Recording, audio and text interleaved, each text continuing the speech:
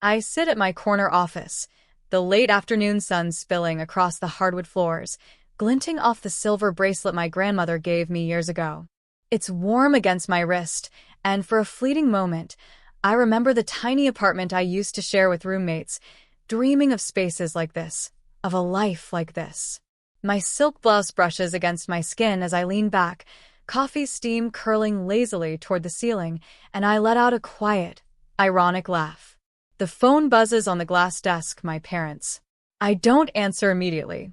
My thumb hovers, hesitant, remembering the way they dismissed me when I first pitched my plan, how their voices had been sharp, skeptical, even dismissive. "It's too risky," they'd said. "Maybe stick to something safe." Safe. That word had stung more than any insult. Now, years later, the same phone vibrates again, insistent. I finally swipe to answer, letting my voice be calm, composed, almost light. "Hello." The irony isn't lost on me. The same girl they ignored, the same girl they underestimated, now holding something they never believed I could have. The city hums outside, indifferent, while inside, a quiet tension coils in my chest. Pride. Hurt. Anticipation. There's a thrill in knowing the power of what I've built, and the secret I've kept from them all these years. Today, that secret will no longer remain hidden. I can still remember the sting of that summer evening, sitting on the worn-out couch in our cramped living room, trying to make them understand my vision. I was 22, fresh out of college, brimming with ideas and determination, and yet, every word seemed to bounce off an invisible wall of doubt. "Emily, it's not practical," my father said, his voice flat, the way he always did when he wanted to sound final.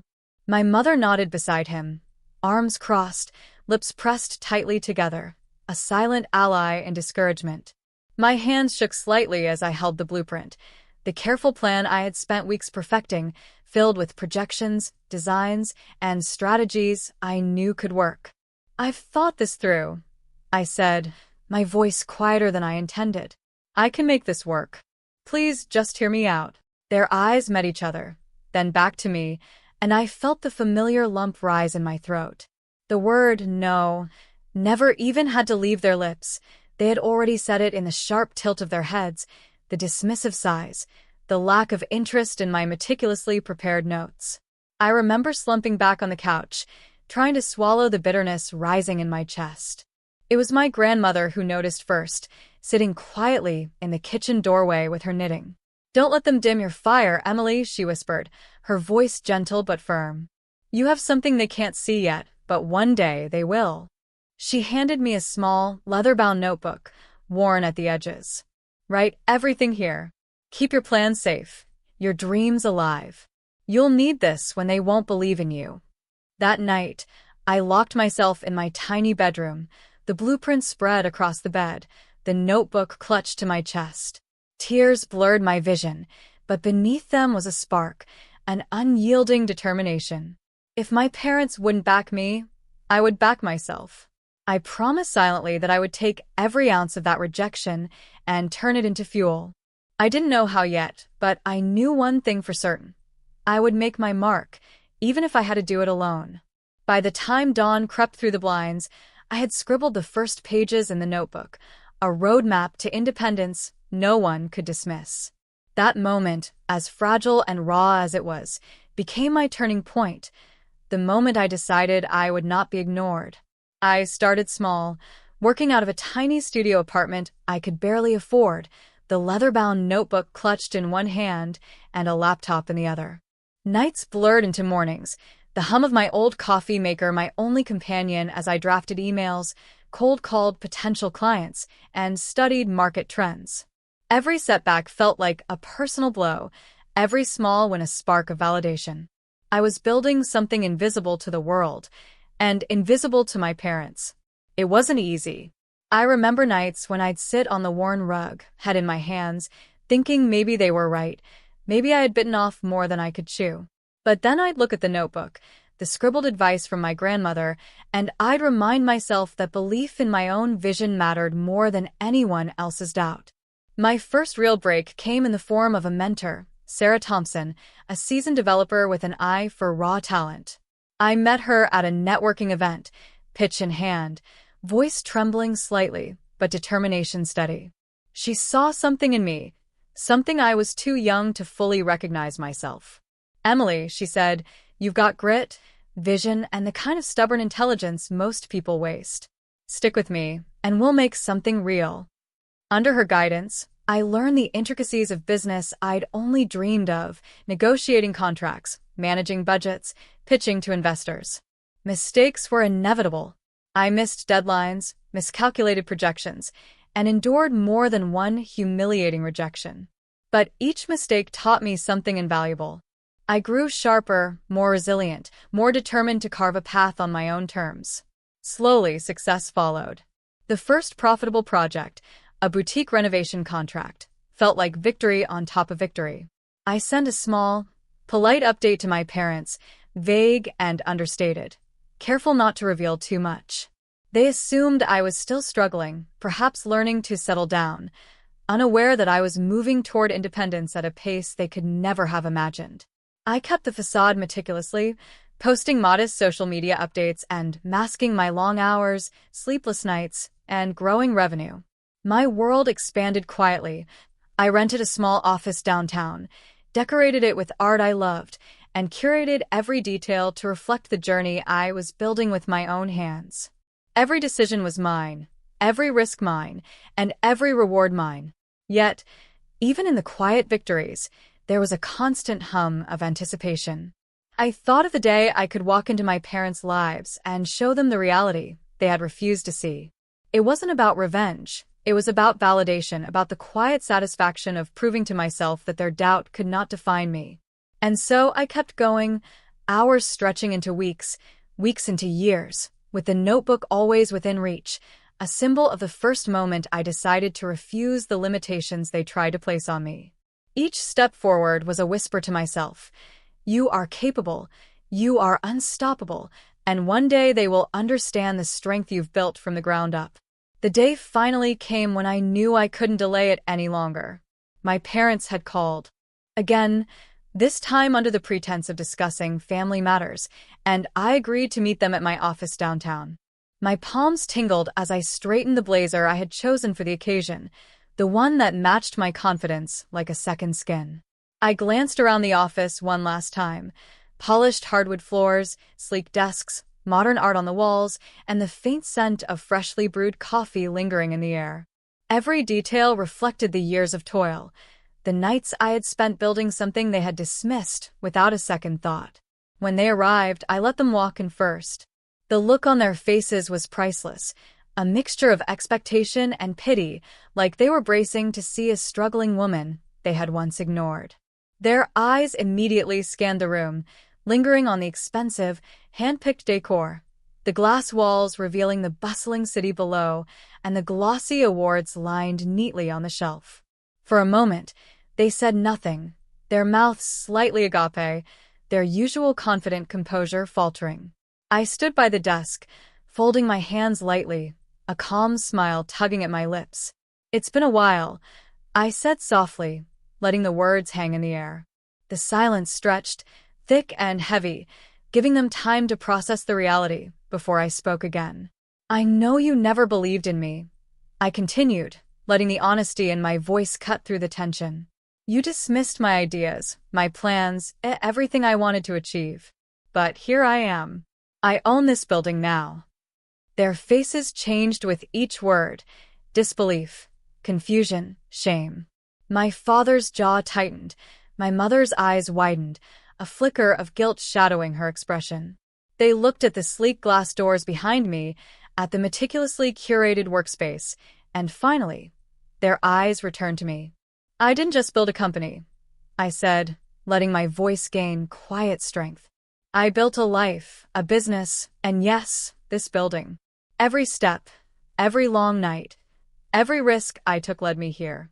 And I did it without your approval, without your guidance, without your belief. Now, the responsibility and the privilege of this space is mine." I paused, letting the weight of the truth settle. My parents opened their mouths, perhaps to apologize, perhaps to protest, but I held up a hand, a gesture as gentle as it was commanding. "You can take this in," I said.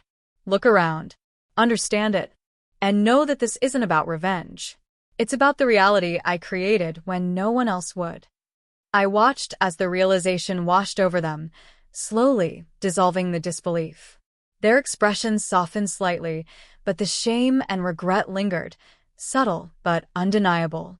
They had underestimated me for years, and now they were confronted not just with success, but with a version of me they never expected, a woman unapologetically capable, confident, and independent. I could see it in their eyes. The dawning comprehension that the girl they had ignored, the ideas they had dismissed, had grown into someone they could no longer overlook. I had claimed my space in the world, not for vengeance, but for validation, for independence, and for the quiet satisfaction of proving to myself that their doubt could not define me. With the initial shock still lingering in the room, I leaned back slightly, letting the weight of my presence settle. I had the upper hand now, not out of malice, but because I had earned it. I could choose how this meeting went, how much I wanted to give, and under what terms. "I'm willing to help," I began, my voice calm but firm. "But things will be different from now on. If you want a place in my world, certain things must change." My father shifted uncomfortably in his chair, and my mother's hands twisted nervously in her lap. I let the silence hang for a moment before outlining my conditions. "You will stop dismissing ideas before hearing them out. You will approach people with respect, not judgment. I've learned that success doesn't come from giving up when you're afraid. It comes from support and belief, not criticism. I want you to practice that." I paused, watching their reactions, letting them feel the responsibility for their past neglect. "You will pursue your own goals, not just lean on others. Father, you've spent too many years dismissing risk, avoiding change. Mother, you've hidden your own talents behind the fear of failure. I want to see you chase what you've always wanted, without excuses. I will support you, but only if you step into your own potential first." Their eyes met mine, searching for a crack in my resolve. There was none. "And finally," I said, my tone softening just slightly, "we will rebuild our relationship on honesty and respect. No more dismissals, no more ignoring each other. We will acknowledge each other's efforts, successes, and individuality. This is not punishment. It's opportunity, if you are willing to rise to it." I saw it slowly sink in, the realization that the power dynamic had shifted, that respect would now be earned in both directions. It was not about humiliation or revenge. It was about fairness, growth, and setting boundaries. For the first time in years, I felt the calm after the storm, a balance restored not through force, but through clarity. My parents, still uneasy, nodded cautiously, the first glimmers of understanding appearing. The air was thick with reflection, acknowledgement, and the subtle energy of change. As I looked around my office, the art, the sunlight streaming in, the quiet hum of the city below, I felt a profound sense of accomplishment. This was more than ownership of a building. It was ownership of my life, my choices, and the relationships I would now shape on my own terms. I smiled gently, almost to myself, and realized that true power was not in proving others wrong, but in creating conditions where growth and respect could flourish, even for those who once doubted you. Today, the balance had shifted, and for the first time, I felt fully, unapologetically in control.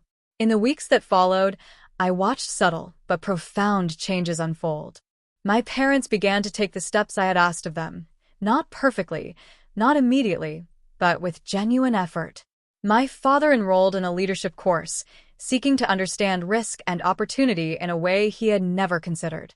My mother took painting classes she had shelved for decades, finally giving herself permission to create without fear of judgment. Our interactions grew steadier, rooted in mutual respect rather than expectation or dismissal. I could see glimpses of pride in their eyes, not just for what I had accomplished, but for the choices they were making for themselves. And for the first time, our family dynamics felt balanced. I was no longer the girl who begged for approval or stood small in their shadows. I was Emily, the woman they had ignored, yet could no longer underestimate. Some nights, when the office quieted and the city lights shimmered below, I held the leather-bound notebook my grandmother had given me all those years ago. The pages were filled with scribbles, ideas, failures, and triumphs, a map of my journey from doubt to independence.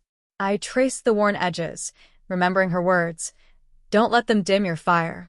That fire had carried me through sleepless nights, relentless challenges, and the sting of rejection. Now it burned brighter than ever, tempered with patience, compassion, and the strength to shape my own destiny. Looking back, I understood the full arc of my journey. The pain endured, the lessons learned, the resilience forged in the crucible of dismissal. I realized that every no I had faced, every moment of doubt imposed by others, had been a stepping stone to the woman I had become. And though the past still lingered in memory, it no longer held power over me. As I stood by my office window one evening, watching the sun sink below the skyline, I felt a quiet pride settle in my chest. I had claimed my place on my own terms. I had built something real, something lasting, and I had done it without sacrificing my integrity or self-respect. I smiled to myself, the city humming softly below, and whispered, almost as a mantra, "I am my own foundation, my own strength, and my own legacy." And in that moment I can.